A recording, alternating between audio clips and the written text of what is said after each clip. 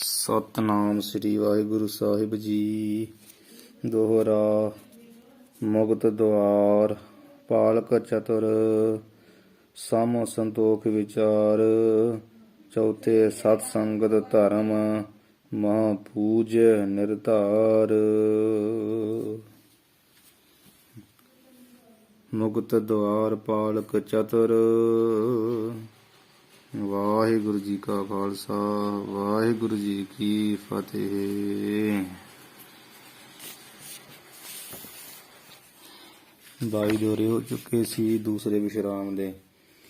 ਅੱਜ 23ਵਾਂ ਦੋਹਰਾ ਆਰੰਭ ਕਰ ਰਹੇ ਹਾਂ। ਮੁਕਤ ਦੁਆਰ ਪਾਲਕ ਚਤੁਰ। ਮੁਕਤੀ ਦੇ ਮਹਿਲ ਦੇ ਦੁਆਰ ਪਾਲਕ ਦਰਵਾਜ਼ੇ ਵਿੱਚ ਪ੍ਰਵੇਸ਼ ਕਰਾਉਣ ਵਾਲੇ ਦਰਬਾਨ ਜੀਆਂ ਰੂਪ ਸਾਧਨ ਹਨ। ਚਤੁਰ ਚਾਰ। ਕਿਹੜੇ ਕਿਹੜੇ? ਸਮ ਸੰਤੋਖ ਵਿਚਾਰ। ਪਹਿਲਾ ਸਮ ਕਹੀਏ ਮਨ ਦਾ ਰੋਕਣਾ ਵਿਸ਼ਿਆਂ ਵਿਕਾਰਾਂ ਵੱਲੋਂ। ਦੂਸਰਾ ਸੰਤੋਖ ਜਥਾ ਲਾਭ ਤਥਾ ਸੰਤੁਸ਼ਟ। ਤੀਸਰਾ ਵਿਚਾਰ ਸਤ ਅਸਤ ਸਾਰ ਅਸਾਰ ਜਗਤ ਬ੍ਰਹਮ ਦੀ ਵਿਚਾਰ ਕਰਨੀ। ਤਿੰਨ ਹੋ ਗਏ। ਚੌਥੇ ਸਤ ਸੰਗਤ ਧਰਮ। ਚੌਥਾ ਹੈ ਸਤ ਸੰਗਤ ਦਾ ਧਰਮ ਨਿਯਮ, ਭਾਵ ਕਿ ਨਿਯਮ ਨਾਲ ਸਤ ਸੰਗਤ ਵਿੱਚ ਜਾਣਾ। ਚੌਥਾ ਇਹ ਹੈ ਮੁਕਤੀ ਦੇ ਦੁਆਰ ਪਾਲਕ। ਮਹਾਪੂਜ ਨਿਰਧਾਰ। ਮਹਾਂਪੁਰਖਾਂ ਨੇ ਬੜਾ ਹੀ ਮਹਾਪੂਜ ਭਾਰੀ ਪੂਜਨੀਕ ਸਭ ਤੋਂ ਉੱਤਮ ਨਿਰਧਾਰ ਨਿਰਣੇ ਕੀਤਾ। ਨਿਰਧਾਰ ਦਾ ਅਰਥ ਨਿਰਣੇ। ਮਹਾਪੂਜ ਕਹੀਏ ਭਾਰੀ, ਪੂਜ ਕਹੀਏ ਪੂਜਨੀਕ, ਨਿਰਣਾ ਕੀਤਾ। ਠੀਕ ਹੈ। ਮੁਕਤ ਦੁਆਰ ਪਾਲਕ ਚਤੁਰ। ਇਹ ਸਿੱਖ ਮੁਕਤੀ ਰੂਪੀ ਮਹੱਲ ਜਿਹੜਾ ਮਹਿਲ ਆ ਉਹਦੇ ਦੁਆਰ ਪਾਲਕ ਦਰਬਾਨ ਸੀ।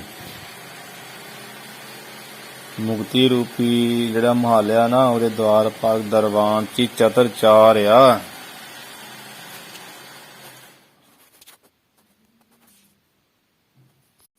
ਉਹ ਕਿਹੜੇ ਕਿਹੜੇ ਆ? ਸਮ ਸੰਤੋਖ ਵਿਚਾਰ। ਪਹਿਲਾ ਤੇ ਸਮ ਮਨ ਨੂੰ ਰੋਕਣਾ, ਮਨ ਦੇ ਫੁਰਨਿਆਂ ਨੂੰ ਕਾਬੂ ਕਰਨਾ ਸੰਤੋਖ। ਦੂਜਾ ਸੰਤੋਖ ਸੰਤੁਸ਼ਟਤਾ ਜਥਾ ਲਾਭਾ ਤਥਾ ਸੰਤੁਸ਼ਟਤਾ ਤੇ ਵਿਚਾਰ ਸਤ ਅਸਾਰ ਦੀ ਵਿਚਾਰ ਕਰਨੀ, ਸਾਰ ਅਸਾਰ ਦੀ ਵਿਚਾਰ ਕਰਨੀ। ਚੌਥਾ ਸਤ ਸੰਗਤ ਧਰਮ। ਇੱਥੇ ਪਾਠ ਅੰਤਰ ਵੀ ਹੈਗਾ, ਪਰਮ ਪਾਠ ਵੀ ਹੈਗਾ ਕਿ ਚੌਥਾ ਕੀ ਆ? ਪਰਮ ਜੋ ਮਹਾਨ ਜਿਹੜਾ ਦੁਆਰ ਪਾਲਕ ਦਰਬਾਨ ਚ ਉਹ ਹੈ ਸਤ ਸੰਗਤ। ਚੌਥੇ ਸਤ ਸੰਗਤ ਧਰਮ। ਚੌਥਾ ਸਤ ਸੰਗਤ ਹੀ ਸਭ ਤੋਂ ਧਰਮ ਕਹੀਏ ਦਰਬਾਨ ਚ ਹੀ ਹੈ, ਜਾਂ ਪਰਮ ਕਹੀਏ ਵੱਡਾ ਦੁਆਰ ਪਾਲਕ ਹੈ। ਚੌਥਾ ਸਤ ਸੰਗਤ ਸਭ ਤੋਂ ਵੱਡਾ ਸਤ ਸੰਗਤ ਆ। ਚੌਥਾ ਦੁਆਰ ਪਾਲਕ ਮਹਾਪੂਜ ਨਿਰਧਾਰ। ਜੋ ਵਿਦਵਾਨ ਆ ਸਤਸੰਗੀ ਜਨਾਂ ਨੇ ਬਹੁਤ ਪੂਜਨੀਕ ਨਿਰਧਾਰ ਨਿਰਣੇ ਕੀਤਾ ਇਸ ਗੱਲ ਦਾ। ਇਹ ਚਾਰ ਦਰਵਾਜ਼ੇ ਆ ਮੁਕਤੀ ਰੂਪੀ ਮਹਿਲ ਨੂੰ ਪ੍ਰਾਪਤ ਕਰਨ ਲਈ। ਠੀਕ ਹੈ। ਦੋਹਰਾ। ਮੁਕਤ ਕਰਨ ਬੰਧਨ ਹਰਨ। ਜਿਹੜਾ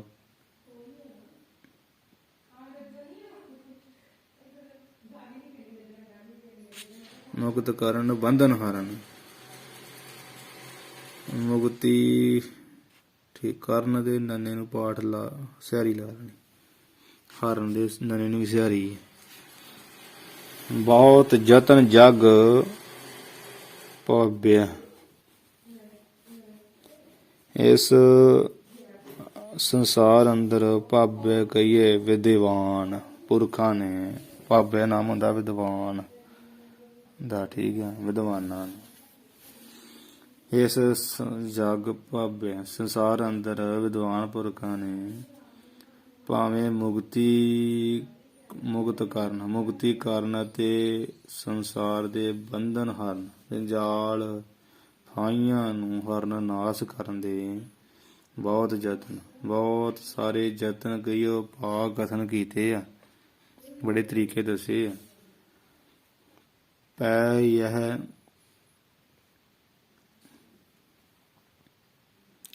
ਯਹ ਕੋਟ ਉਪਾਏ ਕਰ, ਪੈ ਦਾ ਅਰਥ ਭਾਵੇਂ, ਠੀਕ ਹੈ।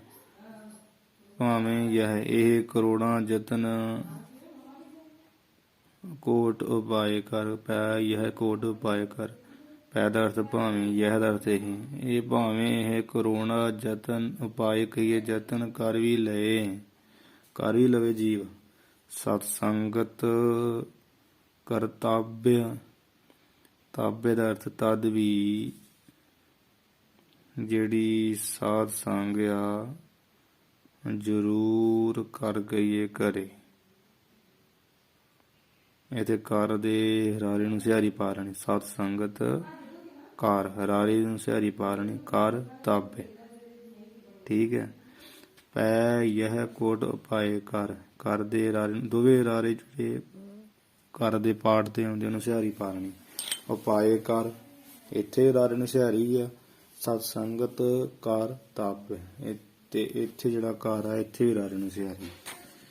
ਕਰ ਪਾਠ ਅੱਡ ਕਰ ਲੈਣਾ ਤੇ ਤਬ ਪਾਠ ਅੱਡ ਕਰ ਲੈਣਾ ਮੁੱਖ ਰੂਪ ਵਿੱਚ। ਪੈ ਯਹ ਕੋਟ ਉਪਾਏ ਕਰ, ਪੈ ਦਾ ਅਰਥ ਭਾਵੇਂ, ਯਹ ਦਾ ਅਰਥ ਭਾਵੇਂ ਇਹ ਕਰੋੜਾਂ ਯਤਨ ਕਰ ਵੀ ਲਵੇ, ਤਬ ਤਦ ਵੀ ਸਾਧ ਸੰਗਤ ਜ਼ਰੂਰ ਕਰ ਗਈਏ ਕਰੇ। ਭਾਵ ਸਤ ਸੰਗਤ ਤੋਂ ਬਿਨਾਂ ਮੁਕਤੀ ਨਹੀਂ ਹੈਗੀ, ਮੁਕਤੀ ਇੱਥੋਂ ਹੀ ਹੋਣੀ ਹੈ। ਸੰਗਤ ਕਰਨੀ ਪਊ, ਮਾਨ ਜਾਊਗਾ ਤੇ ਮੁਕਤੀ ਹੋਊਗੀ। ਸਤ ਸੰਗਤ ਕੀਤੇ ਬਿਨਾਂ ਮਾਨ ਹੀ ਨਹੀਂ ਜਾਂਦਾ, ਹੰਕਾਰ ਨਹੀਂ ਭੱਜਦਾ।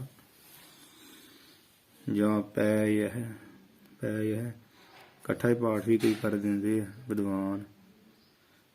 ਪੈ ਯਹ ਕੋਟ ਉਪਾਏ ਕਰ, ਇਹਦਾ ਅਰਥ ਇਵੇਂ ਬਣ ਜਾਂਦਾ, ਕਰੋੜਾਂ ਉਪਾਏ ਯਤਨ ਕਰ ਕਰਕੇ ਫੇਰ ਉਹ ਮੁਕਤੀ ਪੈ ਯਹ ਪ੍ਰਾਪਤ ਕੀਤੀ ਜਾਂਦੀ ਹੈ। ਕਰੋੜਾਂ ਯਤਨ ਕਰਕੇ ਤੇ ਪੈ ਕਹੀਏ ਪ੍ਰਾਪਤ, ਪੈ ਯਹ ਦਾ ਅਰਥ ਪ੍ਰਾਪਤ। ਕਰੋੜਾਂ ਯਤਨ ਕਰਕੇ ਫੇਰ ਉਹ ਮੁਕਤੀ ਪੈ ਪ੍ਰਾਪਤ ਕੀਤੀ ਜਾਂਦੀ। ਅਥਵਾ ਵੀ ਭਾਵੇਂ ਕਰੋੜਾਂ ਪੈ ਦਾ ਅਰਥ ਹੁਣ ਭਾਵੇਂ ਕਰੋੜਾਂ ਯਤਨ ਕਰਕੇ ਭਾਵੇਂ ਮੁਕਤੀ ਪ੍ਰਾਪਤ ਹੋ ਜਾਂਦੀ ਹੈ।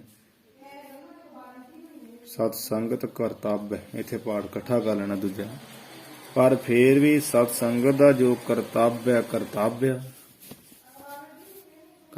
ਇਹ ਸਾਰੇ ਸਾਧਨਾ ਨਾਲੋਂ ਉੱਤਮ ਕਰਨ ਯੋਗ।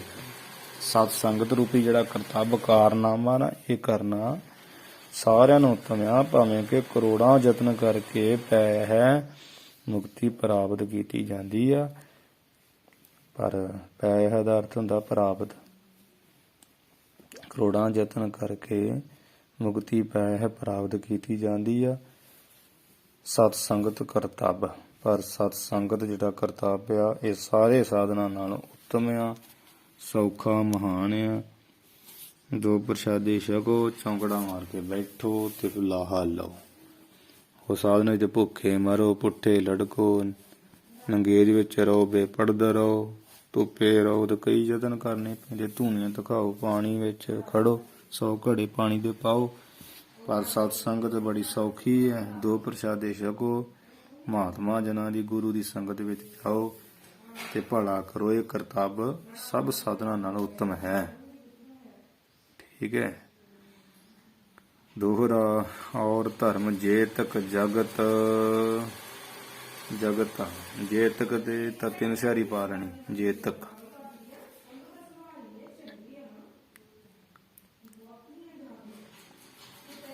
ਇਸ ਜਗਤ ਸੰਸਾਰ ਦੇ ਵਿੱਚ ਔਰ ਹੋਰ ਜੇ ਤੱਕ ਕਹੀਏ ਜਿਤਨੇ ਵੀ ਧਰਮ ਹਨ, ਔਰ ਧਰਮ ਜੇ ਤੱਕ ਜਗਤ ਸੰਸਾਰ ਵਿੱਚ, ਔਰ ਕਹੀਏ ਹੋਰ ਜੇ ਤੱਕ ਜਿਤਨੇ ਵੀ ਧਰਮ ਹਨ, ਆਹੇ ਸਕਾਮ ਸਰੂਪ, ਉਹ ਸਾਰੇ ਸਕਾਮ। ਕਾਮ ਨਾਮ ਕਾਮਨਾ ਦਾ, ਸਾ ਨਾਮ ਸਹਿਤ ਦਾ। ਕਾਮਨਾ ਸਹਿਤ ਆ ਜਾਂ ਸਕਾਮ ਸਰੂਪ ਹੈ। ਇੱਛਾ ਸਕਾਮ ਹੁੰਦਾ, ਕਾਮਨਾ ਸਹਿਤ ਭਾਵ ਇੱਛਾ, ਇੱਛਾ ਸਹਿਤ। ਇੱਛਾ ਦਾ ਹੀ ਸਰੂਪ ਆਹੇ ਹਨ ਜਾਂ ਹੈ। ਆਹੇ ਦਾ ਅਰਥ ਹੈ ਜਾਂ ਹਨ। ਹੋਰ ਜਿੰਨੇ ਵੀ ਸੰਸਾਰ ਵਿੱਚ ਧਰਮ ਆ ਨਾ, ਆਹੇ ਸਕਾਮ ਸਰੂਪ, ਉਹ ਕਾਮਨਾ ਦੇ ਸਹਿਤ ਇੱਛਾ ਦਾ ਹੀ ਸਰੂਪ ਹਨ। ਸਾਧਨ ਗਿਆਨ ਅਧੋਤ ਕੋ, ਪਰ ਆਤਮ ਗਿਆਨ ਅਪਰੋਕਸ਼ ਗਿਆਨ। ਇਸ ਆਤਮ ਗਿਆਨ ਨੂੰ, ਅਪਰੋਕਸ਼ ਗਿਆਨ ਨੂੰ ਅਦੋਤ ਪ੍ਰਗਟ ਕਰਨ ਦਾ, ਕੋ ਦਾ ਅਰਥ ਦਾ, ਅਦੋਤ ਦਾ ਅਰਥ ਪ੍ਰਗਟ, ਆਤਮ ਗਿਆਨ ਨੂੰ ਪ੍ਰਗਟ ਕਰਨ ਦਾ ਜੋ ਸਾਧਨ ਹੈ ਸਤਸੰਗ ਅਨੂਪ। ਉਹ ਉਪਮਾ ਤੋਂ ਰਹਿਤ ਸਤਸੰਗਤ ਹੀ ਹੈ। ਅਨੂਪ ਦਾ ਅਰਥ ਅਨੋਖਾ ਹੁੰਦਾ। ਅਨੋਖਾ ਜਿਹੜਾ ਨਾ ਸਾਧਨ ਉਹ ਸਤਸੰਗ ਹੀ ਹੈ। ਅਨੂਪ ਦਾ ਅਰਥ ਅਦਭੁਤ ਵੀ ਹੁੰਦਾ। ਜੋ ਅਦਭੁਤ ਸਾਧਨ ਹੈ ਉਹ ਸਤਸੰਗ ਹੀ ਹੈ। ਅਨੂਪ ਦਾ ਅਰਥ ਅਸਚਰਜ ਹੀ ਹੁੰਦਾ। ਜੋ ਅਸਚਰਜ ਸਾਧਨ ਆ, ਵਿਸਮਾਦ ਸਾਧਨ ਆ, ਉਹ ਸਤਸੰਗ ਹੀ ਆ। ਅਪਰੋਕਸ਼ ਗਿਆਨ ਨੂੰ, ਆਤਮ ਗਿਆਨ ਨੂੰ ਪ੍ਰਗਟ ਕਰਨ ਦਾ ਜੋ ਸਾਧਨ ਆ ਉਹ ਸਤਸੰਗ ਹੀ ਉਪਮਾ ਤੋਂ ਰਹਿਤ ਹੈ। ਠੀਕ ਹੈ ਜੀ। ਹਾਂਜੀ। ਦੋਹਰਾ ਸਰੁਤ ਸਿਮਰਿਤ ਸ੍ਰੀ ਮੁਖ ਕਹਿਓ। ਸਿਮਰਿਤ ਇਹ ਪਾਠ ਇਵੇਂ ਕਰਨਾ। ਸਿਮਰਤੀਆਂ ਪਾਉ ਸੱਸੀ ਸਿਆਰੀ ਉੱਤੇ ਟਿੱਪੀ ਮੰਮਾ, ਪੈਰ ਚ ਰਾਰੇ ਨੂੰ ਚੱਲ ਜਣੀ ਸਿਆਰੀ। ਸਿਮਰਿਤ ਐਵੇਂ ਪਾਠ ਕਰਨਾ। ਸੁਰਤ ਚਾਰੇ ਵੇਦ। ਸਿਮਰਤ 27 ਸਿਮਰਤੀਆਂ। ਸ੍ਰੀ ਮੁਖ ਅਤੇ ਸ਼੍ਰੀਮਦ ਭਾਗਵਤ ਵਿੱਚ ਕ੍ਰਿਸ਼ਨ ਭਗਵਾਨ ਜੀ ਨੇ ਆਪਣੇ ਮੁਖ ਦੁਆਰਾ ਕਹਿਓ ਕਥਨ ਕੀਤਾ ਹੈ ਕਿ ਸਤ ਸੰਗਤ ਜਗ ਸਾਰ, ਕਿ ਸਤ ਸੰਗਤ ਹੀ ਇਸ ਸੰਸਾਰ ਦੇ ਵਿੱਚ ਜਿਹੜੀ ਹੈ ਸਾਰ ਸ੍ਰੇਸ਼ਟ ਹੈ। ਸਤ ਸੰਗਤ ਦੀ ਮਾਣ ਆ। ਸਰੋਤ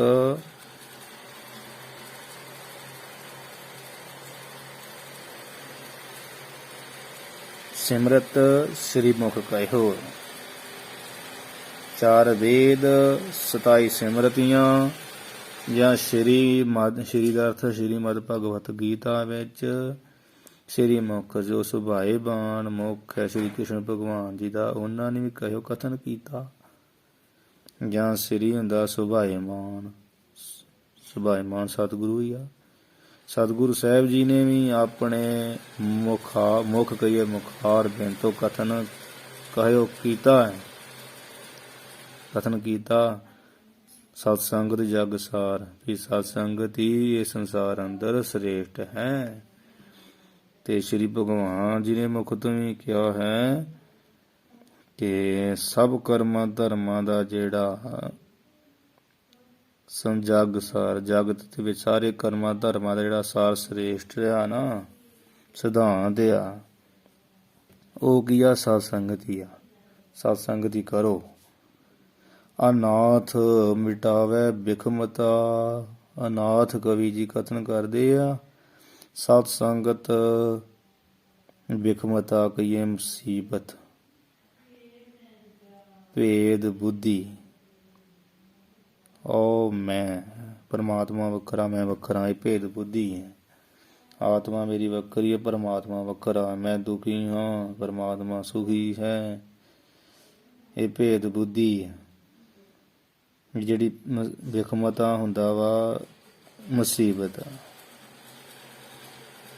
ਕਵੀ ਨਾਥ ਜੀ ਕਹਿੰਦੇ ਆ ਵੀ ਸਾਧ ਸੰਗਤ ਮੁਸੀਬਤ, ਬਿਖਮਤਾ ਕਈ ਮੁਸੀਬਤ। ਉਹ ਕੀ ਮੁਸੀਬਤ ਦਾ ਜੜ ਕੀ? ਭੇਦ ਬੁੱਧੀ, ਫਰਕ ਵਾਲੀ ਬੁੱਧੀ। ਅਥਵਾ ਬਿਖ ਨਾਮ ਹੁੰਦਾ ਵਿਸ਼ੇ ਦਾ, ਬਿਖ ਵਿਸ਼ੇ, ਮਤਾ ਨਾਮ ਹੁੰਦਾ ਬੁੱਧੀ ਦਾ। ਜਿਹੜੀ ਵਿਸ਼ਿਆਂ ਵਾਲੀ ਬੁੱਧੀ ਆ ਮਿਟਾਵੇ, ਮੇਟ ਦਿੰਦੀ ਆ ਸਤਸੰਗ, ਦੁਬਦਾ ਮਾਰ ਦਿੰਦੀ ਹੈ। ਵਿਸ਼ੇ ਵੀ ਮਿਟ ਜਾਂਦੇ ਆ। ਉੱਥੇ ਵਿਸ਼ਿਆਂ ਬਾਰੇ ਆਉਂਦਾ ਵੀ ਵਿਸ਼ਿਆਂ ਵਿੱਚ ਨਾ ਫਸ, ਇਹ ਤੇ ਕਾਮ ਕ੍ਰੋਧ ਲੋਭ ਮੋਹ ਹੰਕਾਰ ਦੇ ਨੂੰ ਡੋਬ ਦੇਣਗੇ, ਫਿਰ ਉਹ ਭੇਦ ਬੁੱਧੀ ਮਿਟ ਜਾਂਦੀ। ਵਿਸ਼ਿਆਂ ਵਾਲੀ ਮਤਾ ਬੁੱਧੀ ਮਿਟਾਵੇ ਮੇਟ ਦਿੰਦੀ। ਸਤ ਸੰਗਤ ਦਰਸਾਵੇ ਸੋ ਵਿਚਾਰ ਪਾੜ ਇਕੱਠਾ ਹੀ, ਅਤੇ ਸੋ ਵਿਚਾਰ ਸ੍ਰੇਸ਼ਟ ਜਿਹੜੀ ਵਿਚਾਰ ਉਹ ਕੀ ਆਤਮ ਵਿਚਾਰ ਆ। ਸੋ ਨਾਮ ਸ੍ਰੇਸ਼ਟ ਦਾ ਵਿਚਾਰ ਨਾਮ ਆਤਮ ਵਿਚਾਰ। ਸ੍ਰੇਸ਼ਟ ਆਤਮ ਵਿਚਾਰ ਨੂੰ ਦਰਸਾਵੇ ਕਈ ਦਿਖਾ ਦਿੰਦੀ ਹੈ। ਦਰਸਾਵੇ ਦਾ ਦਰਸ਼ਨ ਕਰਾ ਦਿੰਦੀ ਹੈ ਜਾਂ ਦਿਖਾ ਦਿੰਦੀ ਹੈ, ਦਰਸਾ ਦਿੰਦੀ। ਸਤ ਸੰਗਤ ਭੇਦ ਬੁੱਧੀ ਵਿਸ਼ਿਆਂ ਵਾਲੀ ਮਤਾ ਵੇਖ ਨਾ ਵਿਸ਼ੇ ਦਾ, ਮਤਾ ਨਾ ਬੁੱਧੀ ਦਾ, ਵਿਸ਼ਿਆਂ ਵਾਲੀ ਬੁੱਧੀ ਦਾ, ਭੇਦ ਬੁੱਧੀ ਦਾ ਜੜੋਂ ਹੀ ਜਿਹੜੀ ਬਿਖਮਤਾ ਕਈ ਮੁਸੀਬਤ ਆ ਉਹ ਮਿਟਾ ਦਿੰਦੀ ਆ। ਸਤ ਸੰਗਤ ਦਰਸਾਵੇ ਸੋ ਵਿਚਾਰ, ਜਿਹੜੀ ਸ੍ਰੇਸ਼ਟ ਵਿਚਾਰ ਆਤਮ ਵਿਚਾਰ ਆ, ਆਤਮ ਗਿਆਨ ਹੈ, ਉਹਨੂੰ ਦਰਸਾਵੇ ਦਿਖਾ ਦਿੰਦੀ ਹੈ। ਇਸ ਪ੍ਰਕਾਰ ਨਾਲ 26 ਦੋਹਰੇ ਇੱਥੇ ਹੋਈ ਹੈ। ਕਈ ਥਾਵਾਂ ਤੇ ਜਿਹੜੇ ਆਮ ਛਾਪੇ ਤੇ 26 ਹੀ ਦੋਹਰੇ ਹਨ, ਪਰ ਜਿਹੜੇ ਪੁਰਾਤਨ ਖਰੜਿਆਂ ਵਿੱਚ 27ਵਾਂ ਦੋਹਰਾ ਵੀ ਆਉਂਦਾ ਹੈ। ਉਹ ਇਸ ਪ੍ਰਕਾਰ ਹੈ, ਸੁਣੋ। ਦੋਹਰਾ ਦੁਤੀਓ ਮਾਲ ਵਿਚਾਰ ਕੋ, ਤਦੇ ਔਂਕੜ ਤਤੇ ਸਿਹਰੀ ਗਈਏ ਹੋੜਾ। ਇਸ ਪ੍ਰਕਾਰ ਇਹ ਪਾਠ ਲਿਖਿਆ ਨੂੰ ਪੜ੍ਹਨਾ। ਦੁਤੀਓ ਮਾਲ ਵਿਚਾਰ ਕੋ, ਵਿਚਾਰ ਮਾਲਾ ਦਾ ਕੋ ਦਾ ਅਰਥ ਦਾ ਵਿਚਾਰ ਮਾਲਾ ਦਾ ਜਿਹੜਾ ਦੁਤੀਓ ਦੂਸਰਾ ਵਿਸ਼ਰਾਮ ਹੈ। ਤਿਲਕ ਸਹਿਤ ਵਿਸ਼ਰਾਮ, ਤਿਲਕ ਦੇ ਸਹਿਤ ਵਿਸ਼ਰਾਮ ਹੈ। ਭਾਵ ਦੂਸਰਾ ਵਿਸ਼ਰਾਮ ਜਿਹੜਾ ਹੈ। ਪੂਰਨ ਪਇਓ ਕਹਿ ਸੰਤ ਗੁਣ, ਕਹਿੰਦੇ ਇੱਥੇ ਪੂਰਨ ਪਇਓ ਪੂਰਨ ਹੋ ਗਿਆ, ਜਿਹਦੇ ਵਿੱਚ ਸੰਤਾਂ ਦੇ ਗੁਣ ਕਹਿੰਦੇ ਰਹੇ ਹਾਂ। ਹੈ ਜੋ ਆਤਮ ਰਾਮ, ਜਿਹੜੇ ਆਤਮਾ ਤੇ ਰਾਮ ਪਰਮੇਸ਼ਰ ਨੂੰ ਪ੍ਰਗਟ ਕਰਨ ਵਾਲੇ ਸੰਤ ਹੈ। ਜਿਹੜੇ ਆਤਮ ਰਾਮ, ਜਿਹੜੇ ਆਤਮਾ ਨੂੰ ਰਾਮ ਰੱਬ ਕਰਕੇ ਜਿਨ੍ਹਾਂ ਨੇ ਪ੍ਰਗਟ ਕੀਤਾ ਹੈ, ਜੋ ਐਸੇ ਸੰਤ ਹੈ, ਉਹਨਾਂ ਦੀ ਮਹਿਮਾ ਕਰਦਿਆਂ ਇਹ ਦੂਸਰਾ ਵਿਸ਼ਰਾਮ ਇੱਥੇ ਸਮਾਪਤ ਹੋਇਆ ਹੈ।